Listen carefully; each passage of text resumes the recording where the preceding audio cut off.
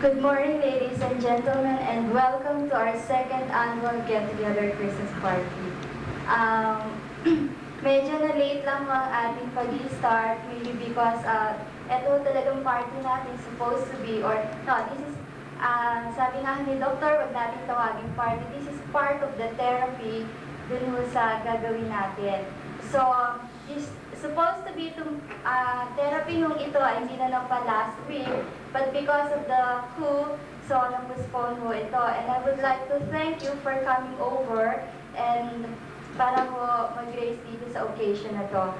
Okay, before we start the show, the program, I would like to say something na alam niyo ho ng isang taon, meron ho akong ginawang sort of introduction para sa isang tao. Kaso ho, nagkasakit ho ako, hindi ho nangyari yon. So wala ho akong nasabi na pwede kong i-introduce sa taong ito. So, sabi ko, babawi na lang ako for this year. Ang kaso naman ho, yung December 3, na supposed to be dapat ho talaga, yun ang ating date, nagkaroon naman ho ng coup. So, nakalimutan ko na naman po yung dapat kong sabihin at dapat kong i-introduce dito sa taong ito. If I'm going to go over dun sa kanyang biodata, siguro ho mga 17 pages yon para lang ho ibigay o malaman ng isang tao kung ano ho ang mga achievements nitong taong ito. Itong taong ito ipakikilala ko sa inyo, kaya dami man ho ng mga awards niya, kaya madami man ho ang kanyang mga achievements, isa lang hong character, isa lang hong trait ang alam kong hindi nababago sa kanya. At yun ho ang pagkakaalam ng marami sa kanya. Just simply, Dr. Hoson.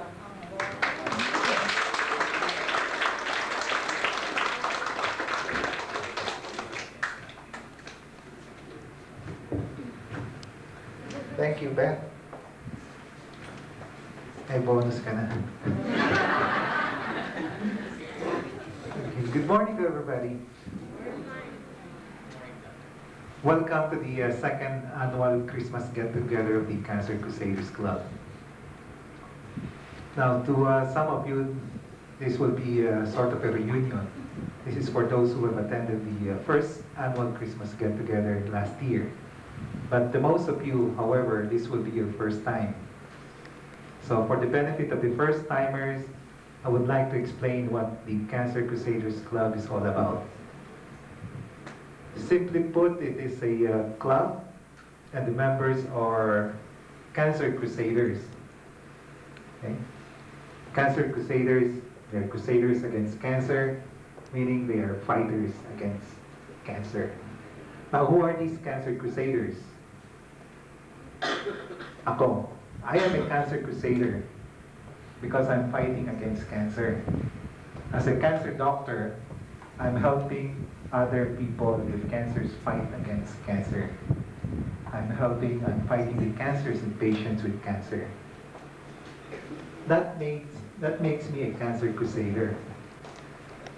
Now, kayo, you're also Cancer Crusaders. You're Cancer Crusaders because you're fighting cancers. You present here are ex-cancer patients. There are two things these persons, these Cancer Crusaders, have in common. One, they are fighting against cancer. Second, they are helping other people fight against cancer. So that, in essence, is the Cancer Crusaders Club. Okay. Now today's gathering is as Beth mentioned, it's not only a Christmas party, but it's also a therapy session for the Cancer Crusaders.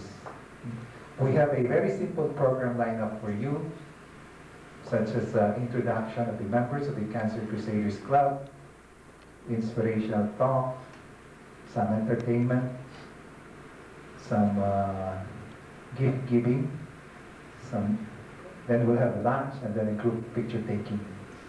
The program is very simple, but I can tell you that the objectives are great and far-reaching. Second, it will be a day of sharing experiences. It will be also a day of helping each other. It will be a day to realize that you're not alone in the fight against cancer. It will be also a day to realize that you can help in the fight against cancer. You can help other people fight against cancer.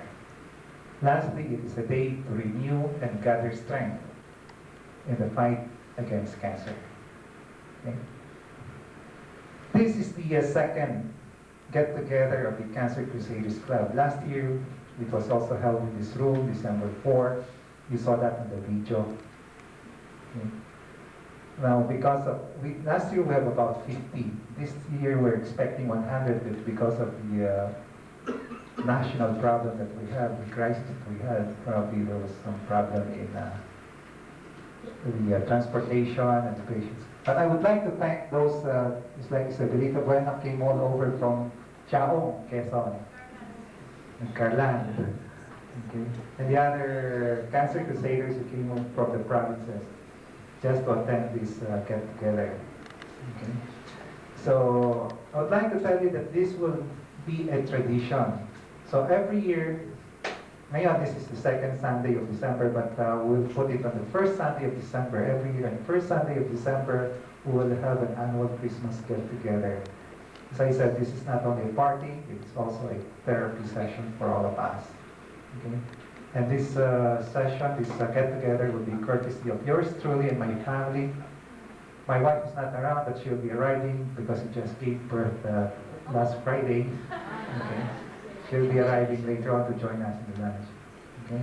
So again, welcome to the second annual Christmas get-together of the Cancer Crusaders Club. I hope you enjoy the program and achieve the objectives of this get-together. Merry Christmas to all.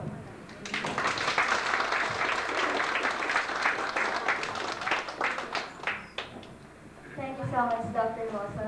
You know, ang aming witness, so let's go on with the program. Okay, let me introduce those old members who came over last year. Para mo malaman niyo at makilala rin mo kung sino yung mga dumating nung isang taon and until now, nandito pa rin ho. Okay, let's start with Mrs. Gabina Mosa.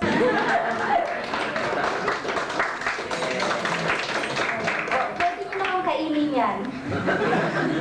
Then Mrs. Natividad Cabadu.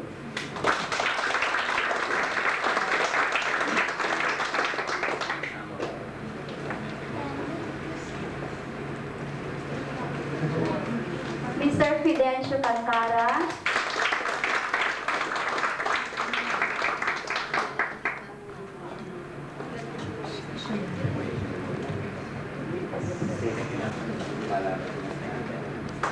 Mrs. Gloria Jimenez.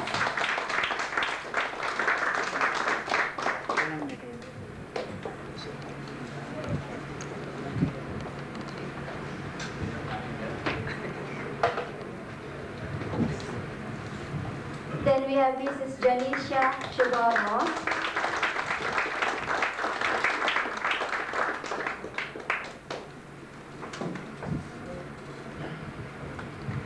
Our oldest, Mrs. Chidoro.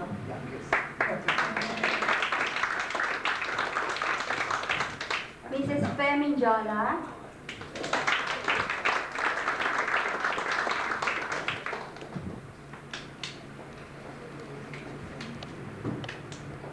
Mrs. Conchita Surya.